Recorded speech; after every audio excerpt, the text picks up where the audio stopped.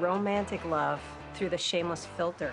It's real, it's twisted, it's non-conventional. It's about daily trials and tribulations of what people go through to stay together, breaking up, making up. I would define it as total chaos, and somehow the romance comes through in all of that.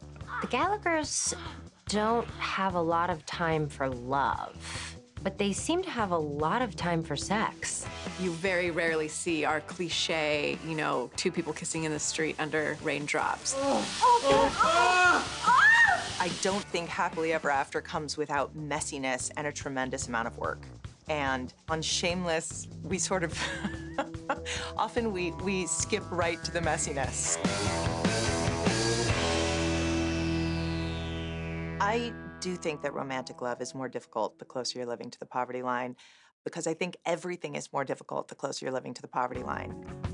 Whether it be finding money for food, or whether it be paying the electrical bill, or it be just like relaxing into a relationship. Some people might say that romantic love entails getting flowers and gifts and cars and lots of things like that, which the Gallaghers and their friends can't give to one another. On other shows, they might have moved somewhere else, or, you know, had the nanny deal with it, and those things aren't available to them. What is available to them is depending on one another and loving one another. Like you see Kevin V going through this year, you can't throw money at therapists. Specifically for Kevin and Veronica, I mean, they have a really strong relationship, and when the kids were born, that all, you know, went out the window. They got tested more than they've ever been tested. Last night I had an orgasm with a stranger on the dance floor.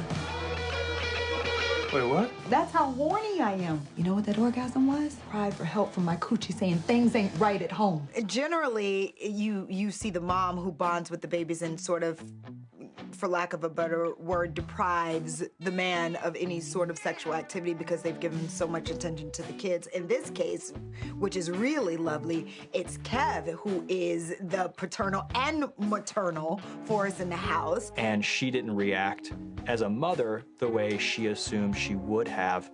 When you have children, you're told you're supposed to respond a certain way, you're told you're supposed to have certain feelings, and not everyone does. When you have been in a relationship where you are treated like a queen and then these other two princesses come walking up, there's a problem. And then he's not even gonna give her sex? Oh. You know, Kev's a person who always wanted a family, and now that he has it, he's overwhelmed by the emotions, and I think he has trouble understanding why V isn't as well.